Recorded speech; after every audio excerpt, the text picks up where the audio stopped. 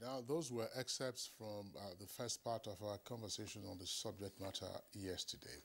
We have two of the guests from yesterday with us again this morning, and of course joined by two new guests. First, let's welcome once again the Comptroller in charge of Trade Facilitation and Preferential Trade of the Nigeria Customs Service, Anthony Ayalogu. Comptroller Ayalogu, pleasure to welcome you again to Good Morning Nigeria. Yeah, pleasure. Good morning, Nigeria. And then President, National Association of Nigerian Traders, Dr. Ken Ukoha.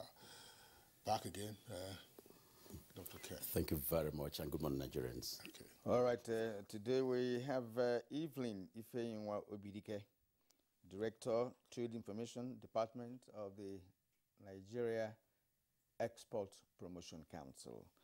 Madam, you're welcome to the program. Good morning, Nigeria. Thank you for having me this morning. All right. Also joining us via Zoom is the Chief Executive Officer for the Promotion of Private Enterprise and the former Director General of the Lagos Chamber of Commerce and Industry, Dr. Moda Yusuf. It's good to have you join us this morning, sir. Thank you very much. Good morning to all Nigerians. Okay, Dr. Muda Yusuf, we might as well start to this conversation with you. I hope you had the benefit of listening to some of the excerpts of the first part of this discussion yesterday. But assuming you didn't listen in or even watch the program yesterday, this is a topic that is dear to you because on a number of occasions as a regular guest on Good Morning Nigeria, you have raised the issue of how the customs ought to be a true trade facilitator. In your opinion, what is afoot and what is amiss? Yeah, thank you very much. This is a very, very important topic because of its significance to ease of doing business and also its significance to the recovery and growth of the Nigerian economy. Trade facilitation is essentially about the simplification of procedures, controls, and processes in international trade. And it is also interesting, also exciting to note that Nigeria ratified the WTO Trade Facilitation Agreement in 2017, I think January 2017. And trade facilitation is a major component of ease of doing business. There are four major dimensions to this subject of trade facilitation. There is the institutional and process dimension. There is the infrastructure and technology dimension. There is the policy dimension. And there is the dimension of the integrity of the stakeholders in the international trade process.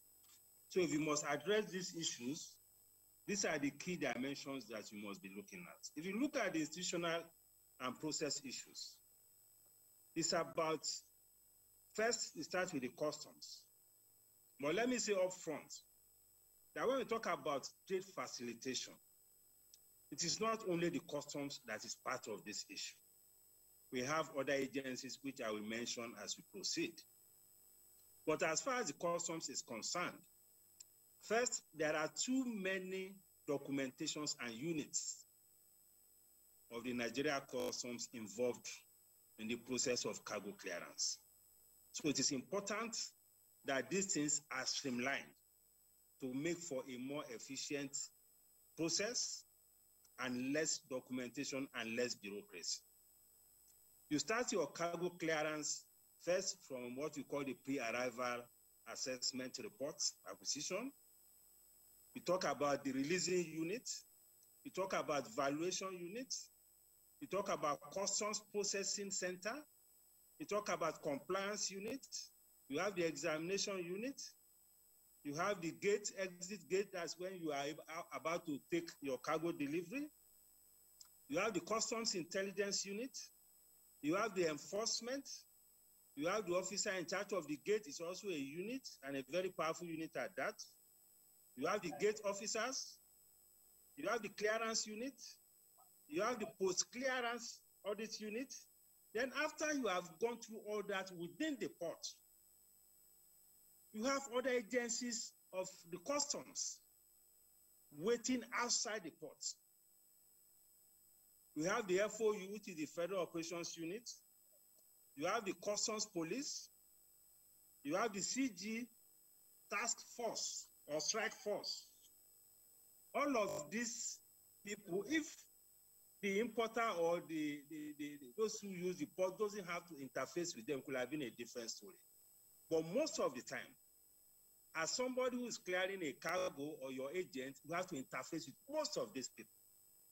And this creates a whole lot of bottlenecks, and it also creates a lot of corruption risk and extortion. Then you have other agencies. This is why I said that it's not only about customs, it's also about other agencies. We have the Marine Police.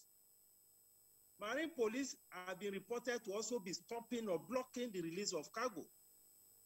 And we wonder what the role of the police is with all the, the numerous custom agencies that we have. You have the Nigerian Quarantine Service, you have the NDLEA, you have the National Environmental Standards Regulation Enforcement, NESRA, you have the NAFDAC. So the point I'm making here is that for us to have efficiency and actually prioritize trade facilitation, we need to streamline this laborious documentation. We need to streamline this bureaucracy and the units, both within the customs, and we need to interrogate the role of all these other agencies in the clearance of cargo, because all of them, both the units and all these agencies, have the power to either order a release or to stop a release of cargo.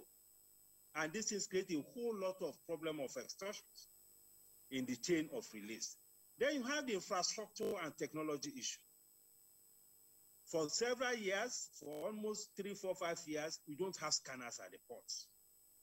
Imagine a country as big as Nigeria to be examining cargo physically for so many years. I mean, how can the system be efficient? How will you not have congestion? And anytime you have all this congestion, there's a whole cost that importers pay. You have problem of demurrage with terminal operators. You have issues with the shipping companies.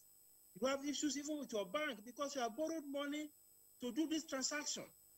The longer you delay, the more interest you pay. Then you have the issue of cargo handling equipment. A lot of times, the shipping companies, the terminal operators, there are issues around the quality and efficacy and adequacy of cargo handling equipment. And unfortunately, because we are dealing with a monopoly situation, you can't just walk away. It's a difference if you have other provider, you can say, okay, I'm no longer patronizing this shipping line, or I'm no longer patronizing this terminal operator. You have essentially a monopoly situation. And when you have a monopoly situation, and you don't have effective regulatory framework, then you are at the mercy of these players. So a lot of importers have been suffering a lot of agony as a result of this situation. Then you have issues of computers. Many times we hear that the servers are down and all of that. A lot of importers complain about that. Then you have this issue of single window that we have been hearing for the past 4, 5, 6 years. We have been on that, and the whole idea of the single window is to computerize the entire system so that we eliminate this human interface. As I'm speaking to you, we are not exactly there. People are still carrying papers around, going from desk to desk. Then you have the issue of the capacity of the port itself. We have not invested sufficiently in our ports. Almost a stagnation as far as ports and these are ports that have been built almost 30, 40 years ago. Imagine the volume of transactions and the volume of import and exports that has taken place between then and now. There is no commensurate growth. All right.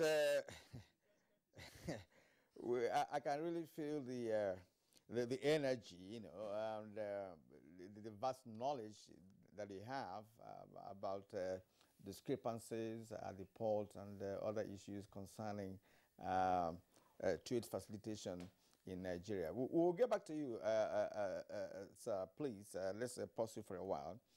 Let's bring in Evelyn Ifeyinwa-Obidike here. You've listened to our last speaker, and I also want to believe that you also listened to the excerpts of yesterday's conversation on this matter. And as a matter of fact, Export Promotion Council was mentioned here yesterday as a key stakeholder in this. Now, how do you assess the customs service with respect to trade facilitation? And may we also know what role your council should play in the chain of facilitating trade in Nigeria? Thank you very much. Nigerian Export Promotion Council is the apex federal government agency set up for the promotion of non-oil exports. And that we have done and we continue to do over the years. Specifically, NEPC has evolved, and if you are looking at facilitating trade, what is trade? We are concerned with non-oil export. And then, who are the stakeholders involved? Primarily, we are relating to the agencies, which Customs is also one of it. We work together, we collaborate with them, and then we have other regulatory agencies, and also we have our exporters. We have the SMEs, we have the multinationals, and we have the organized private sector. One primary thing I know NEPC has done is information. Information is key, information is critical, and information on what do I export and where do I take it to.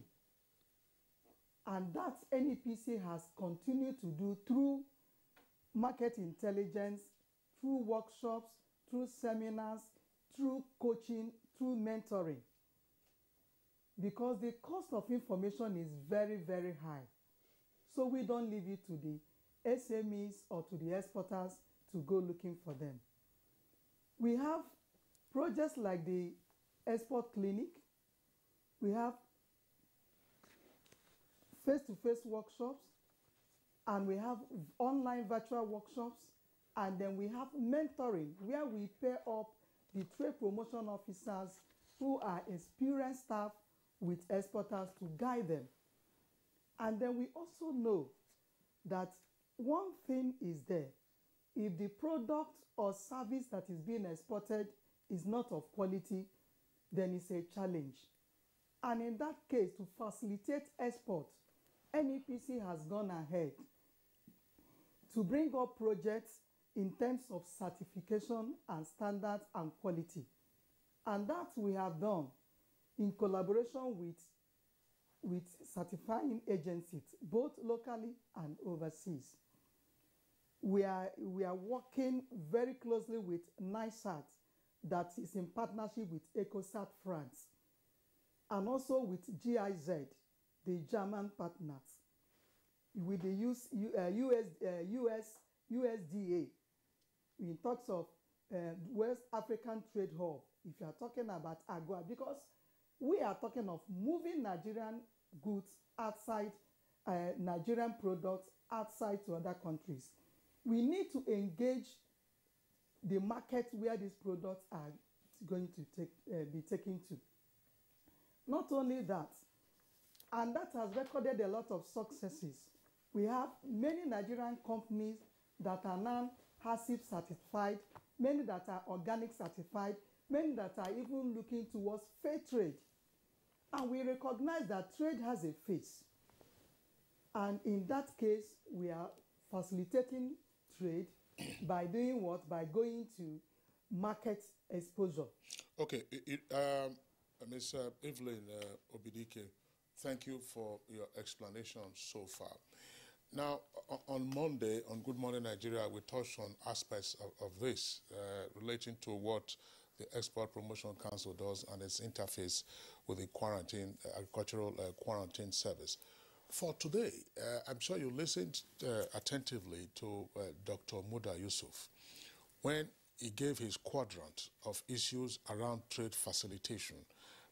And he was able to, before we paused him, elaborate on two of those aspects. He talked about institutional and process issues, and then he also talked about infrastructure and technology, which are in short supply, in his own opinion, with regard to the activities of customs. Now, you are making all of these efforts to encourage Nigerian exporters.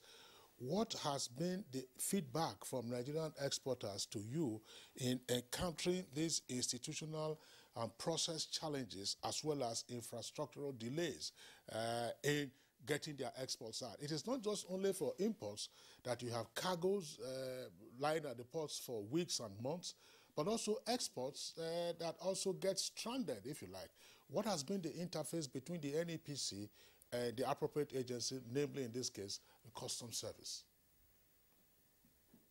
I hope you are aware of what the federal government is doing, what we call the 60-day non-oil export process. I'm not aware of that. Yet. So very soon is an interministerial committee that have been set up and is being chaired by the Office of the Vice President, and we have a co-chair of the Honorable Minister of State of Federal FMITI, and it involves all agencies that are involved in non-oil export. The custom is also there, the CBN is there, the shipping lines is there, including the exporters and the organized private sector.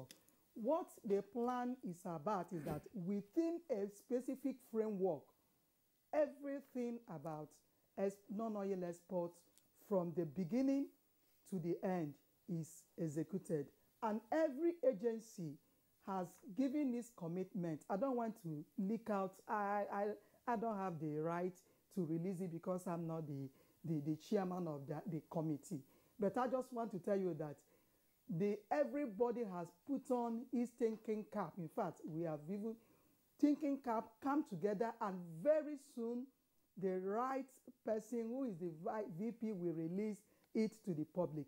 But I want to tell you that the government, the agencies, the organized private sectors, the representative of exporters themselves are meeting, and we are working, and very soon this will be released.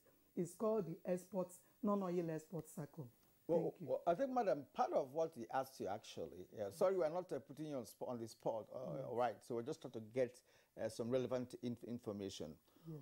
What are exporters telling you, those who have experience of exporting some items out of Nigeria, who may have experienced, difficulties at the ports? In terms of, we talk about delays, right? Assuming one has passed through all the processes of exporting an item and he gets to the port, and these items stay there for longer than necessary.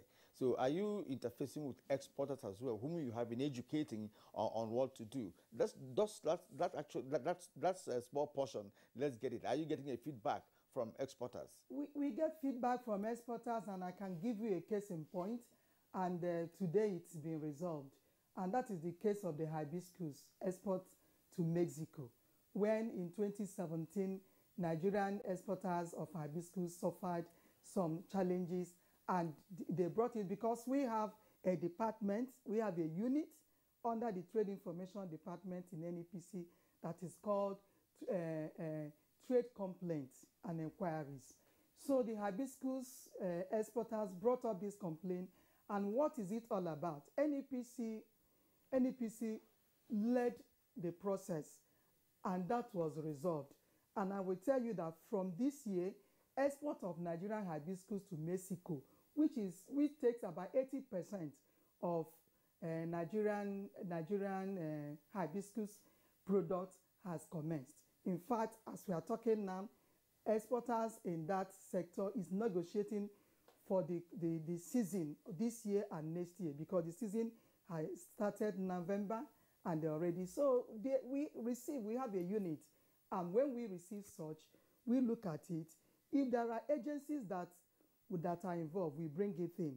And if that is the case, I can talk about even what I watched the program of that was said yesterday on AGOA. Yes, we did NEPC and the Nigerian Customs Service. That is very, very critical because the customs are the signatories to the AGOA visa stamps. Yes, when Nigeria got the AGOA visa stamp, some of those signatories, when we realized that some of them have either retired or some of them are no more in service, we met again NEPC and Custom with the West African Trade Hub. We had a workshop, and for the first time, I've never seen that number of high-ranking custom officers in attendance. A particular day was dedicated in putting through new people who are the signatories, and that was done. And the next day, we brought in the exporters. And the exporters, there was an interface between the exporters, between customs, and NEPC provided that platform, and that was done. And the stage we are now is to sign the service level agreement, which we now, once an exporter comes to NEPC and NEPC says, this is it, customs for whatever, there will be no delay, and that goods will go. Okay, madam. Thank you very much indeed. Thank you. You have raised some points, and they are noted. Let's come to Anthony Ayalogo. I want to specifically to speak to some of the issues raised by Dr. Moda. He actually hit the nail on the head when he raised some very important issues in the customs. You have several units. You are going to meet unit 1, 2, 3, and 4. In case maybe he mentioned their names. And these units have the powers to stop importation, or rather to stop the release of any item or cargo, as the case may be. And he also talked about other agencies, apart from customs and what have you. Yet we believe that you have the final say, when it comes to trade facilitation. Address those issues. He talked about the efficacy and the adequacy of cargo checks, lack of scanners for over the years. Here you mentioned yesterday that there's a plan for scanner, but a country as big as Nigeria, according to him, should have, well, not just one, but several of them at different ports by now. So you may wish to address all that. Thank you, Kieran. Dr. Muda, you are right when you said customs were not the only agencies in the trade facilitation. But when you enumerated the units that existed in customs, you are also right. But it was not also, you are not very right when you said you have to pass all through these units in order to clear your consignment. You are not right at all. You duplicated many units that I know in your enumeration, and I think all that was meant to lengthen the list. Those units don't exist separately. About 3 units were almost triplicated in that something. Which are those? Yes, when you talked about clearance units, you talked about CPC. I don't see difference between clearance unit and there's not like clearance unit and CPC. And then CPC is not a place you must go if you have to import. What's CPC? That's custom processing unit. The one I said yesterday had taken over. There was the innovation of the long room, But what I'm trying to say is that there's certain units you pass through when you do your PAR, which is the pre-arrival assessment report. This is the first stage in the process. When you're talking about imports this time, is the PAR has been, like I said yesterday, has been modified and made simplified in order to accommodate, to reduce time and also reduce cost. I'm sure you understand that. And once you go to PAR and you do your declarations, you don't come to the PAR as people go to the pre-inspection agents. You don't do that. You go to your banks, because we know that everybody has a bank. You go to your banks and deal with your banks. Customs deals with the bank. You submit all your documents, and those documents are uploaded to the customs platform. I must tell you that once you have done that, you don't need to bring any document again when you are doing declaration. Immediately you put in the PAN number, every other document you had submitted to your bank, not to the PAN, that have been transmitted to customs, populates in that declaration. And customs are in receipt of all these documents. They use those documents in your clearance. What I said yesterday was that there are certain agencies that need to have these documents. They need to see your declaration documents. For us in customs, we see it in the system. And those units that are outside customs that need to see these documents, the agents or their importers have to print them. And so they move them from those units back to us. Sometimes those units need to do some approval on paper. In customs, we don't have a place to place those papers that have been approved by other agencies. And so what we do is place some units that will kind of transpose these hard copies to what we can read, to what the terminal operators, terminal officers can see on their system. So we have the CPC. The CPC, you don't need to go to the CPC. You go to the terminal. The terminals will do your examination. The time of customs in that whole process is the time between when examination was done and when it was released. That is customs time. And at the beginning, when we had the ease of doing business, I'm still the reform champion for ease of doing business in customs. And so we had a timeline that was approved by the CGC.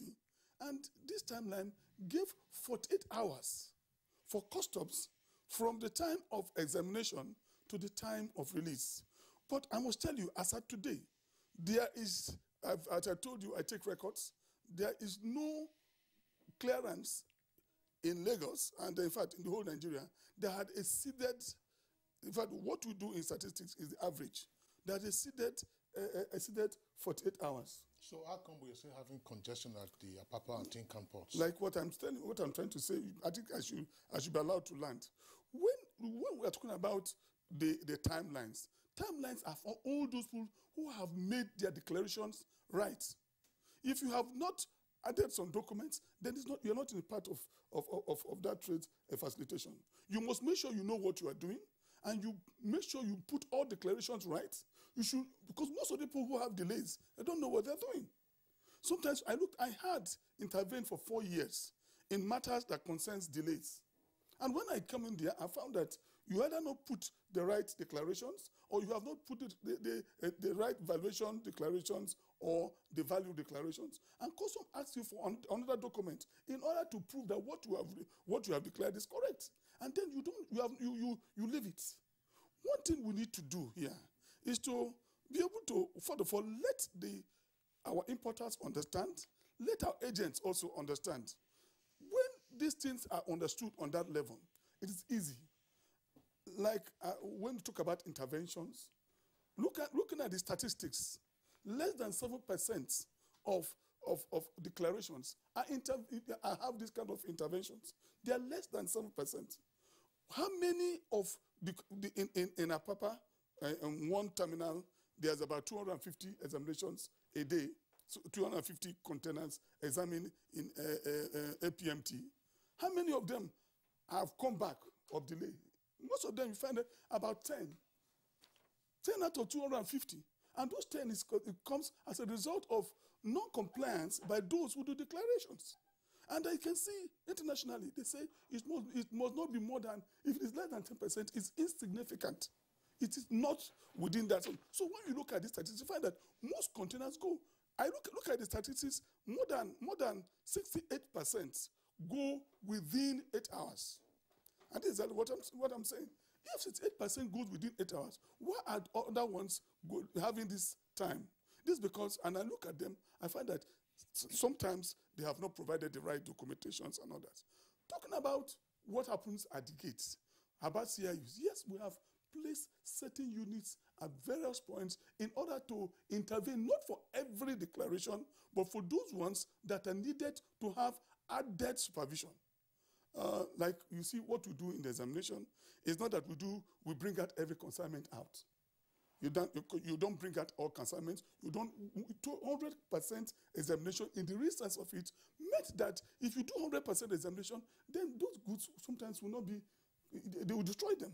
But sometimes you do what you call tailgate examination, assume that since it's homogeneous, this thing is there. So that's why officers in, I'm just using one port and one terminal, APMT, can take 250 containers a day within a 5 hours examination time.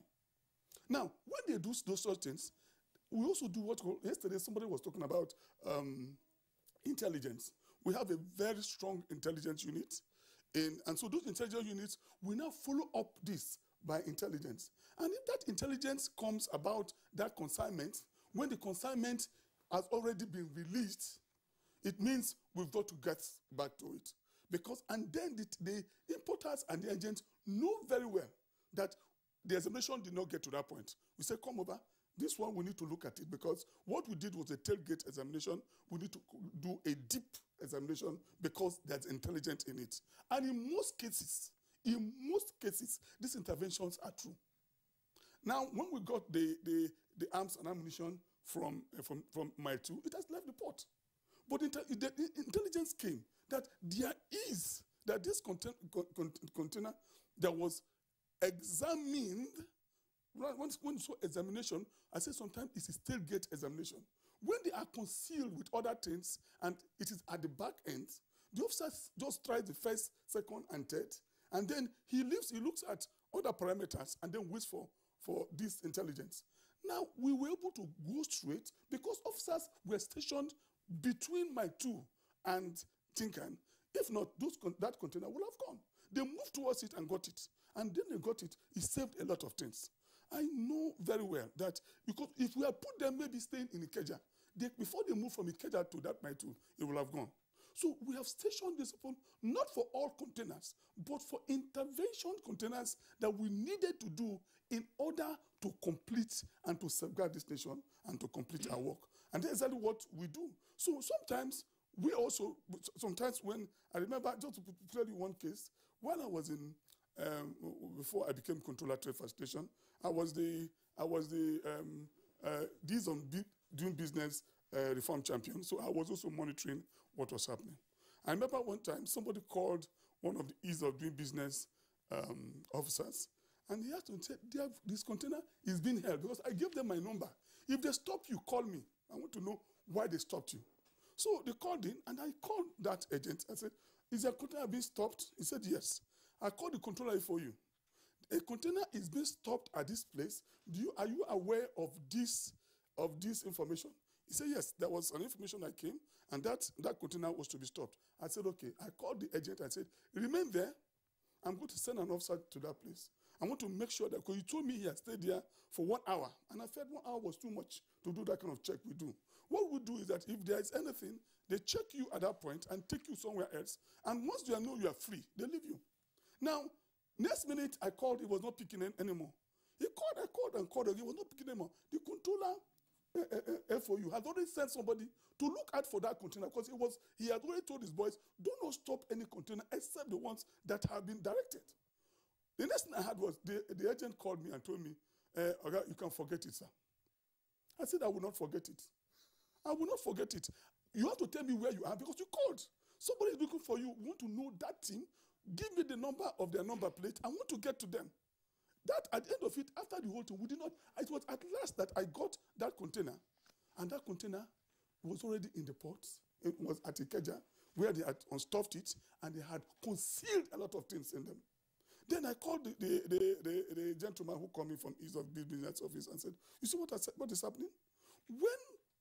If those units were not working, if those units were not coming out with results, then the CG would have stopped them. But somehow, each time they intervene, there is a positive result. Okay. Ayalogo, thank you very much for your explanation. We decided to allow you to explain all of that in depth. Before we bring in Dr. Ken Ukoha, what you're just explaining now relates to human examination.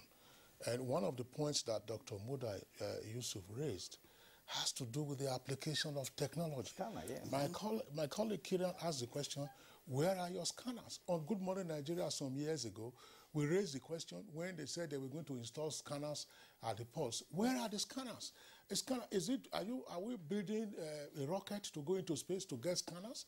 If you have scanners, instead of doing this tailgate examination, which is in the tailboard, and then you make assumption, the scanner will show whatever is inside, and then it goes, and the process and it goes. But that is the issue. I didn't raise it. It is there are limitations. fine, that's fine. But it is Muda. Muda Yusuf is the former Director General of the Lagos Chamber of Commerce and Industry. And you know, of course, Lagos is a hub for importers and exporters. So they deal with these issues. He raised that point, but we understand your explanation in terms of the 2 more interventions that you have now.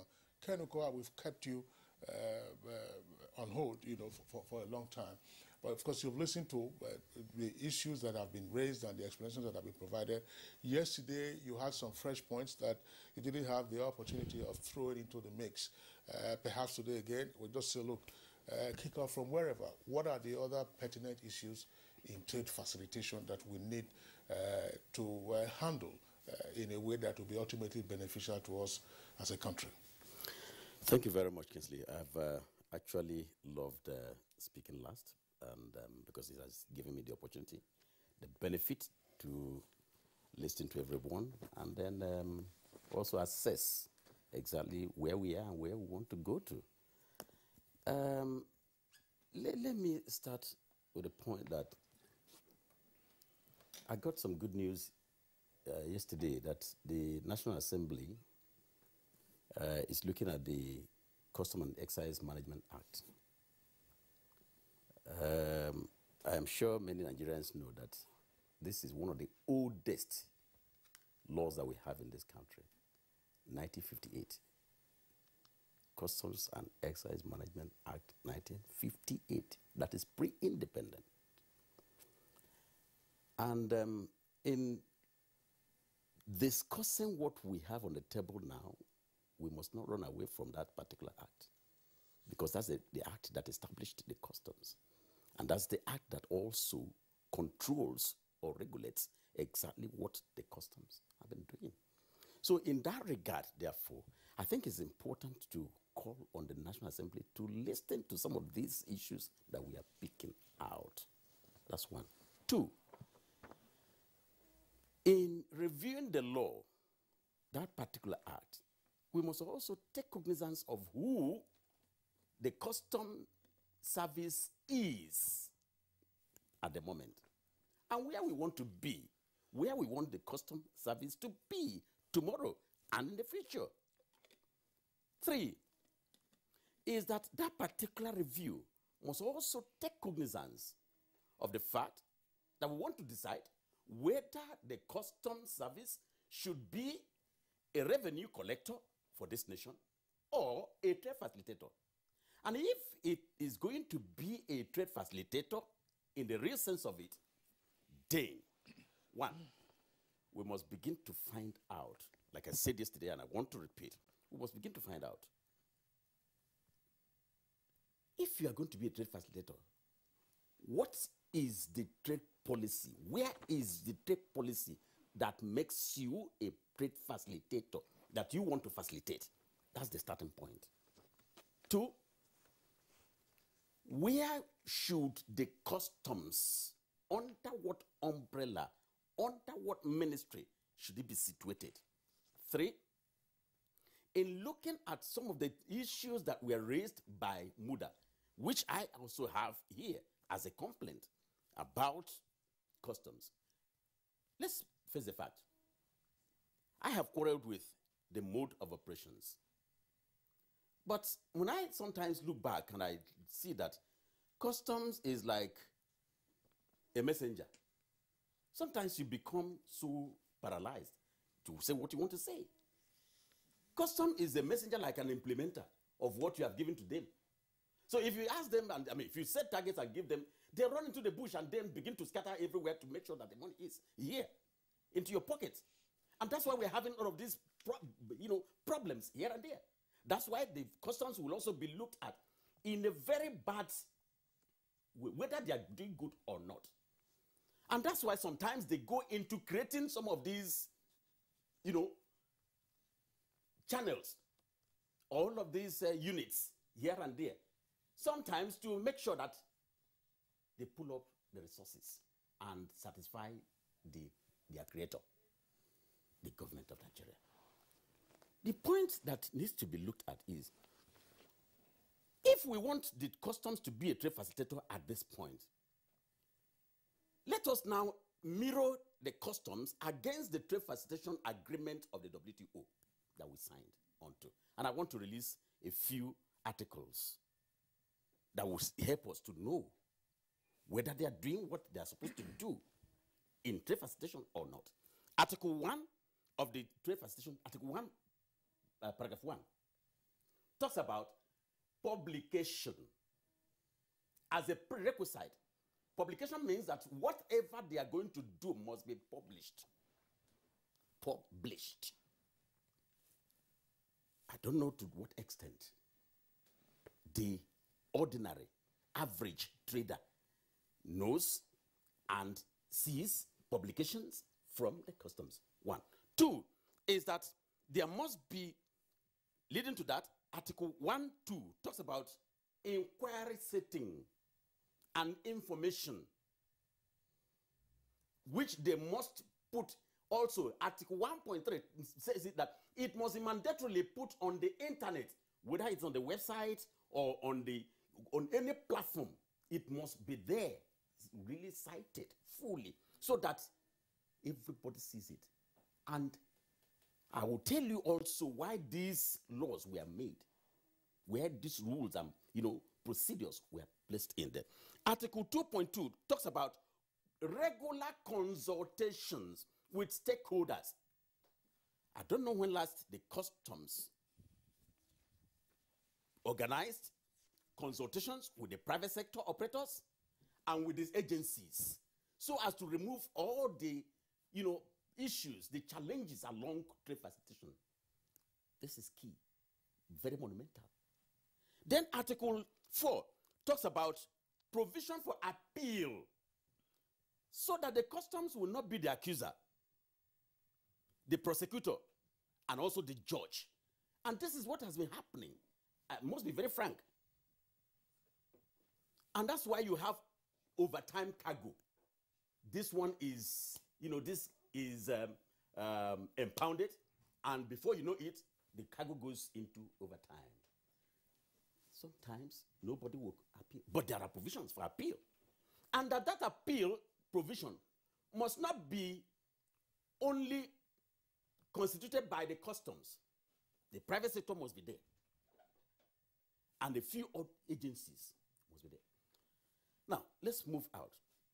Why did the trade facilitation agreement provide for all of these benchmarks and procedures? 2 things. He said, for predictability and transparency. 2 things. It is not only on automating. No, the work of trade facilitation does not finish with customs being automated. You can be automated, and then these things are happening. Just like what my brother Muda was saying. You have automated, yes. Single window, oh yes, we hear it. However, all of these units can create their own impediments. And I give you an example, very practical example. I'm sure customs are away. If they are not away, I am releasing it here at the national television. That if at the gate, Tinkan Gate alone, you pay for one container that moves about 400,000. I am saying it. Let them know it. Let people pursue me. Very wrong. These monies are not accounted for. That's wrong. And if you move there, there is the FOU at the gate. I mean, on the way. Then it's not only the customs in trade facilitation that we are also looking at. You're also looking at transportation side. In terms of trade facilitation, trade cannot move without transportation. For one container alone that a truck takes you from Tinkan or Apapa Wharf to, in fact, just last month I did some containers, and from there to Ijesha, where you have warehouses, Odolowe and Co., where I offload, I pay 450 at least 450,000 naira for one container. Ask any other importer. Why? From Lagos to Lagos, there, 450,000. Okay. Can I conclude this? Just 1 minute. And then, if you are paying that 450, is it customs that collect it? No. These are the terms of that. But they will tell you that they are settling. And of course, your guess is as good as mine. And by the time you look at all the implications of this, I think we need some reforms. Yeah. Serious reforms to know where we're strategically moving. Thank you. All right. Thank you very much indeed. These barrels of issues concerning customs. I don't really envy our friend Anthony Ayalogo in this matter, because he's a practical person. He's involved in importation. It's not a hearsay thing, right? So that's it. But there's one before we go on break, really. I'm not asking a question, but a remark. Please, you talked about scanner.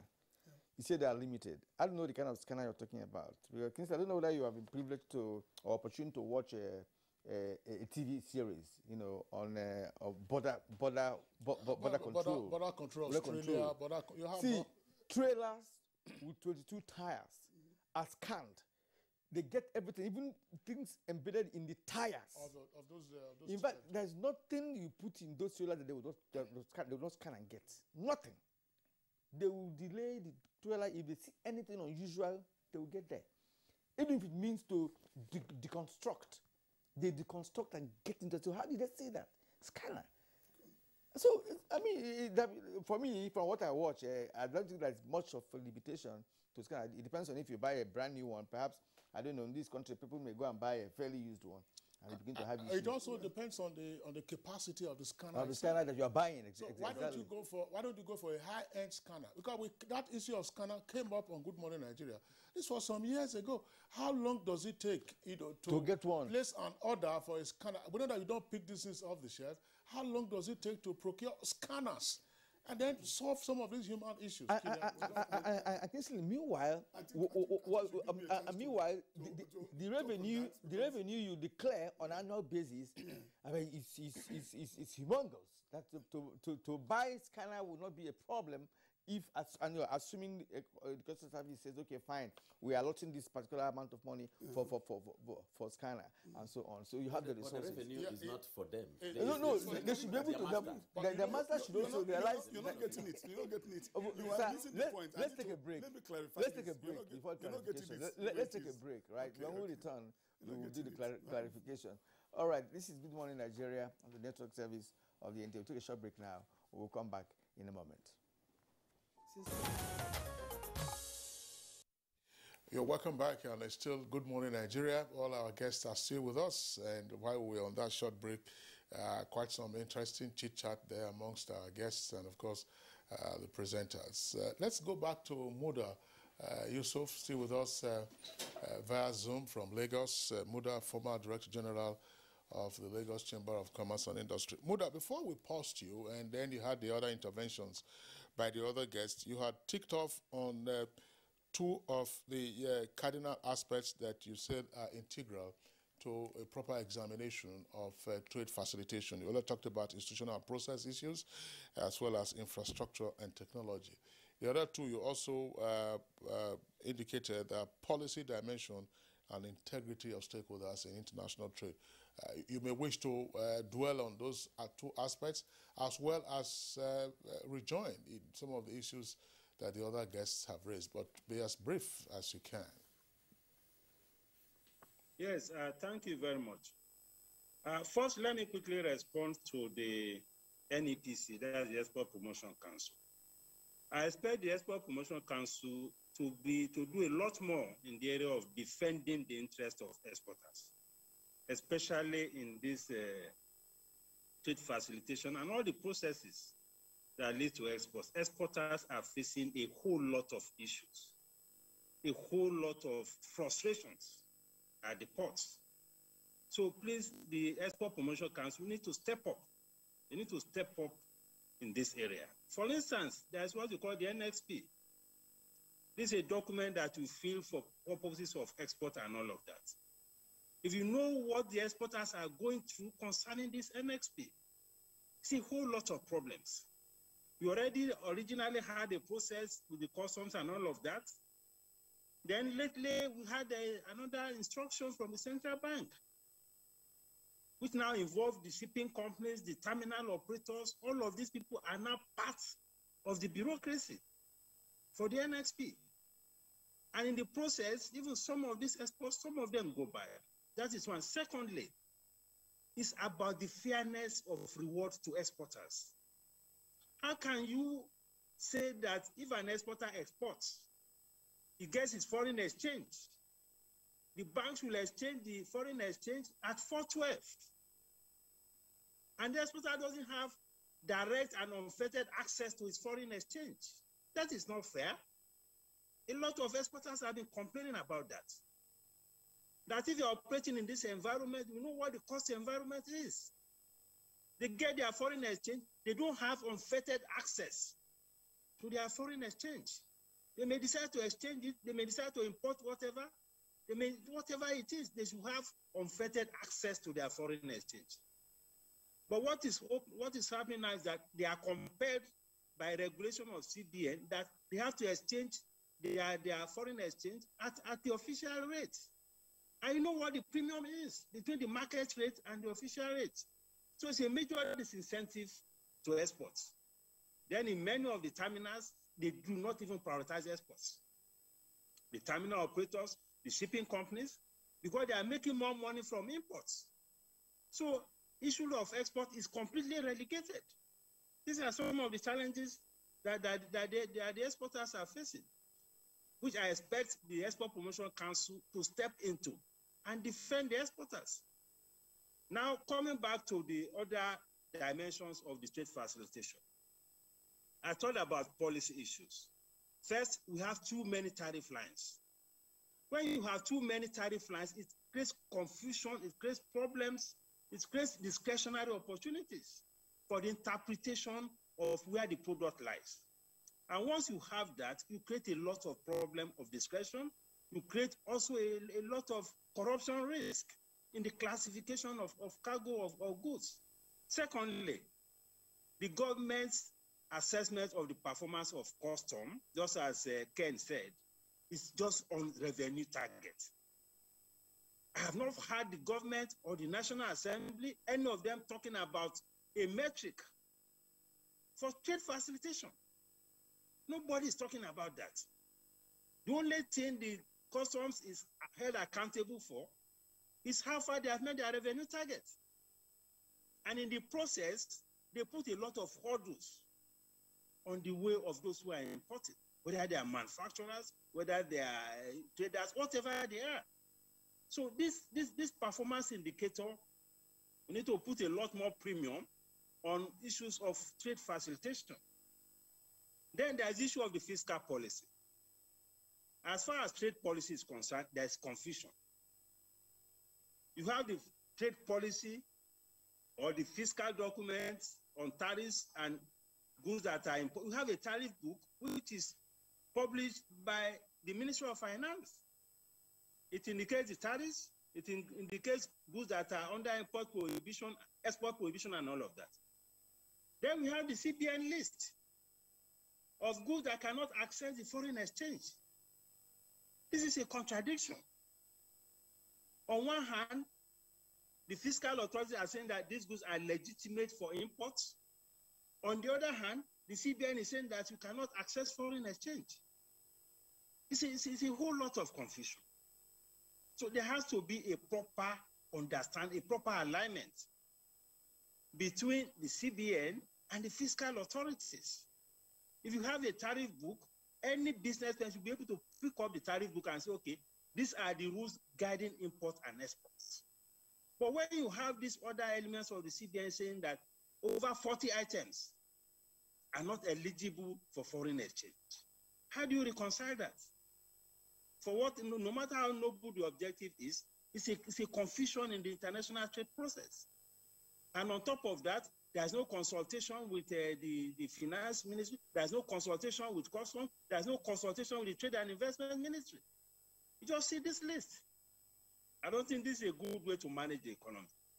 Then you have the issue of the unilateral actions on trade, like the border closure, for instance. We may have some good reasons for it, but if you have an ECOWAS protocol, you have some other, there has to be some regard for some of these protocols.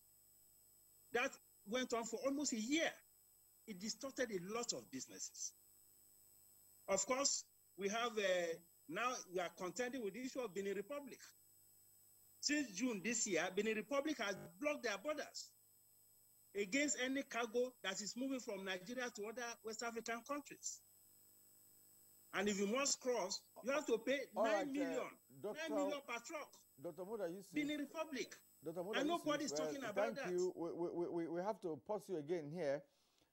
You have actually expanded, the discussion, to touch other aspects which are also relevant to this conversation. But we may have to stop you so far because time is not on our side there at the moment. Thank you for all those very pertinent, submissions that you have made this morning. And I'd like Madam, to just respond just very, very briefly on what he termed, your office, your agency's inability, to actually provide the needed assistance to exporters, which is what we need in this country. We need more export than import. Thank you very much, Kirian. The issues raised by Dr. Muda is what precipitated the committee, the interagency committee that I said that is ongoing now, being chaired by His Excellency, the Vice President of the Federal Republic of Nigeria. The delays and the issues surrounding the NXP and the terminal operators and what have you. And like I said, the NEPC had taken that complaint from the exporters, and we have raised it to the economic team, the highest in the country, which chaired by His Excellency himself. And very soon, he is going to bring up the roadmap, which will be an end. In that committee, we have all the agencies involved. We make sure the custom is represented, the NPA is represented, the terminal operators is represented, the organized private sectors, the exporters themselves, both small, trade associations are represented, the banks also are represented. Just give us in a little bit, I'm sure His Excellency that is the chair, he will make the pronouncement and we start implementing. All right. Thank you very much. Ms. Obidike. Ken, let's get a closing thoughts. 4 things directly. Number 1 is that we need a coordinated approach of border and trade facilitation management. If we don't do that, no matter the kind of automation that we do, if everybody is still acting in silo, we will never facilitate any trade. And I'm saying this because it is very key. The Trade Facilitation Agreement, Article 8, notes that there must be a coordinated approach between the customs, who may provide leadership, and other agencies. Today you have SSS, you have Marine Police, you have all the agencies that, quarantine inclusive. Anybody can stop goods at any moment. That's wrong. Number 2 is the issue of reduction of human traffic, human presence at the terminals. Very, very important. I don't know whether it is custom that will do that, but I think the federal government would need to listen to this. Remove human interference at the terminals. Number 3 is the subject of, providing evaluation indicators for the customs service so that we will be able to benchmark what their role is and what their performance is at the end of every year. 4, and finally, as the National Assembly is looking at the reforms and review of the SEMA, the Customs and Excise Management Act, it is important to also look at that law that persuasively empowers the customs to move out of the border and go into markets, raid shops. They can go in the night anytime. They are empowered by that law. This has really placed the customs and traders and other operators at war path. We don't need this. Thank you very much. Thank you. Comptroller Anthony Ayalogo, let's get your closing thoughts as well. Yes. Briefly. Yes, I think while this discussion was going on, we had exceeded our scope. Just before I start, I want to say that Dr. Modu, you were not right when you said there are many tariff lines. The same tariff lines in Nigeria is the one we have all over the world. So it's a commonized tariff. So you are not correct in that. But coming to what's the topic of the day, customs are the lead trade facilitator. Now, what do we do to achieve that? That's exactly what I'm going to do my closing thoughts. First of all, just like Ken Okowa said, we must coordinate. This is one of the articles of trade. We must coordinate. Every agency in the port must have a coordination. How do we do these coordinations? There's a risk data to every agency. To the SUN, they must have a SUN camp. To the NAFDAC, they must have a NAFDAC certificate. To other agencies, they have, what are you there in the port to look out for? It can be summarized in statements. You put it down. And then this SLA, which is a service level agreement, will be transmitted amongst all of us. The customs will get to know that with this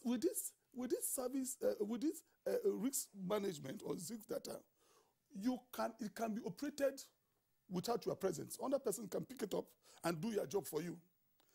Like we do in our service now, we have the SUN directed to us. From there, we could also check for SUN cap, check for another certificate and transmit to them. Our scanners are working. The kind of imports we have in Nigeria is not the type of one you have in Singapore. You must know that. When I was in the World Bank in Washington, D.C., I let them know that they will not assess Nigeria the same way they assess America. The kind of imports we have is not the kind of one that scanners can reveal. Have you ever seen a container of used parts? That was what informed the ease of doing business to say all containers have to be palletized. For you to introduce this kind of instruments, it must have a standard packaging procedure. Another one again is that the scanners are going, now the new directive is that once the scanners, every container will pass through the scan. Every container. It means that if you are in SUN, if you are in NAFDAC, if you are in NESRA, if you are in the police, if you are not part of the examination, you can see the image of the scanning. That will reduce the number of people. Again, sticking with what Ken Oko had said, we could also reduce the man. That's also what custom is getting to us. Reducing man presence, manpower, means number of people within the port. Let it be, because the touch points you have is the greater the touch points, the greater the fraud. All right. And so this is exactly what we're going to. All right, thank you.